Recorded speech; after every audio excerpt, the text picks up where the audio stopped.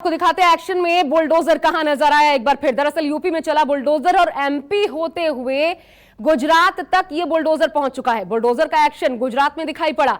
यहां खंभात में प्रशासन ने दंगाइयों को संपत्ति को बुलडोजर से ध्वस्त कर दिया। बताया जा रहा है आरोपियों ने कुछ हिस्से को अतिक्रमण करके तैयार किया था। रामनवमी के दिन शोभा यात्रा के बाद अचानक पथराव शुरू हो गया था और इसकी जांच के बाद पता चला कि हिंसा साजिश के तहत की गई थी।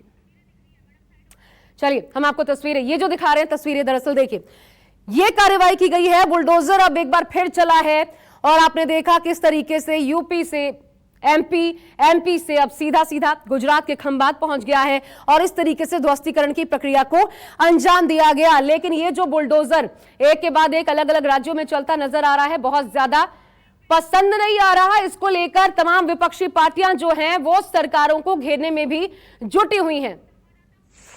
चलिए हम सीधा रुक करते हैं। संवाददाता भूपेंद्र हमारे साथ इस वक्त जुड़ गया है इस खबर पर ज्यादा अपडेट के साथ।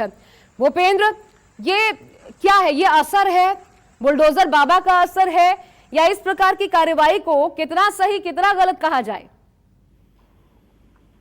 देखिए यहाँ पर जिस तरह से हिंसा की वारदातें हुई हैं रामनवमी के दिन हिम्मतनगर और खंभात में, और खास करके खंभात की मैं बात करूं तो जहां पर आईबी ने जांच के दौरान कई खुलासे किए थे कि ये पूर्व नियोजित एक साजिश थी, पहले से ही इसका षड्यंत्र रचा गया था।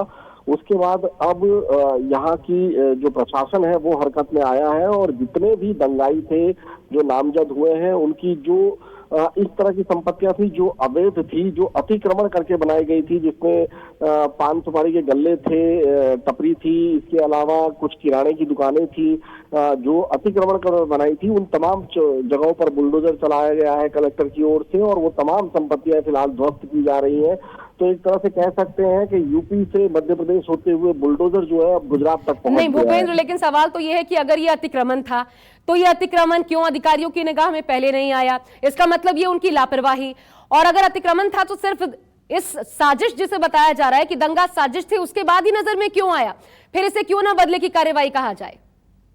बिल्कुल यही सवाल लगातार उठ रहा है कि ये जितनी भी जो स्ट्रक्चर ढाए गए हैं ये परमानेंट स्ट्रक्चर नहीं थे, कंक्रीट स्ट्रक्चर नहीं थे, ये लोहे के पतरे और जिस तरह की एक झुग्गी बस्ती या इस तरह की चीजें होती हैं टेम्पररी स्ट्रक्चर होते हैं उस तरह के स्ट्रक्चर थे, लेकिन ये अतिक्रमण किए हुए थे। तो ऐसे में सवाल यही उठता है कि जब ये इस तरह की वारदात हुई उसके बाद ये अतिक्रमण हटाने की काम क्यों शुरू हुआ और उसके पहले प्रशासन की नजर में ये तमाम चीजें क्यों नहीं है? हालांकि प्रशासन कलेक्टर की ओर से जरूर दावे किए जा रहे हैं कि उनकी तरफ से एक मुहिम चलाई जा रही है कि जितना भी इलाके में अतिक्रमण हुआ है सबको दूर किया जाएगा, लेकिन फिलहाल जो दिखाई दे रहा है वो सिर्फ इन दंगाइयों की संपत्ति जो है उसी अतिक्रमण की हुई संपत्ति को ही ध्वस्त किया गया है।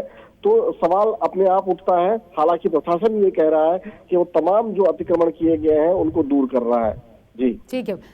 नमस्कार, मैं हूं मानक गुप्ता। अगर आपको हमारा ये वीडियो पसंद आया हो तो इसे लाइक और शेयर जरूर करें और हाँ, हमें सब्सक्राइब और फॉलो करना ना भूलें ताकि आप देश और दुनिया की कोई खबर मिस ना करें।